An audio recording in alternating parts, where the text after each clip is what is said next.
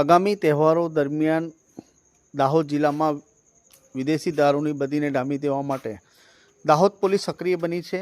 Dahod ડિવિઝનના DYSP Jagdish ભંડારીની અધ્યક્ષતામાં જુદા જુદા પોલીસ મથકોમાંની જુદી જુદી ટીમ બનાવી રળિયાતી તેમજ ગલાલિયાવાડી વિસ્તારમાં ઓચિંતી કોમ્બિંગ અને દરોડા હાથ ધરવામાં આવ્યા હતા, જેમાં 10 જેટલા લોકો નશાની હાલતમાં ઝડપી પાડ્યા હતા અને 5 જેટલા વિદેશી દારૂના કેસો કરવામાં આવ્યા હતા। અત્રે ઉલ્લેખનીય છે કે રળિયાતી અને ગલાલિયાવાડી વિસ્તારમાં પોલીસ દ્વારા રેડ તેમજ કોમ્બિંગ હાથ ધરવામાં આવ્યું હતું।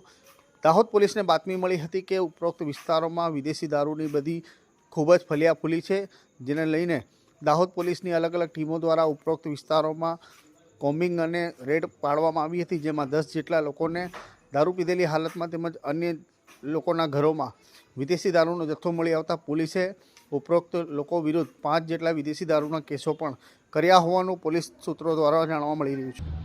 આજે દાહોદ જિલ્લાની અલગ અલગ પોલીસ સ્ટેશનની ટીમો બનાવી દાહોદના રળિયાતી રોડ વિસ્તારની અંદર અમુક જગ્યાએ દારૂ લોકોની બદી હોવાના બાતમી અને માહિતી આધારે એક કોમ્બિંગ હાથ ધરવામાં આવ્યું હતું અને કોમ્બિંગ દરમિયાન પોલીસની અલગ અલગ ટીમો બનાવી મહિલા પોલીસ સાથે રાખીને વિડીયોગ્રાફી કરતા આખી રેડ દરમિયાન 10 જેટલા લોકોને પીધેલા પકડી પાડેલા છે અને 4 જેટલા ઇંગ્લિશ દારૂના કબજાના કેસ કરવામાં આવ્યા છે। ટોટલ 14 કેસો કરવામાં આવેલા છે।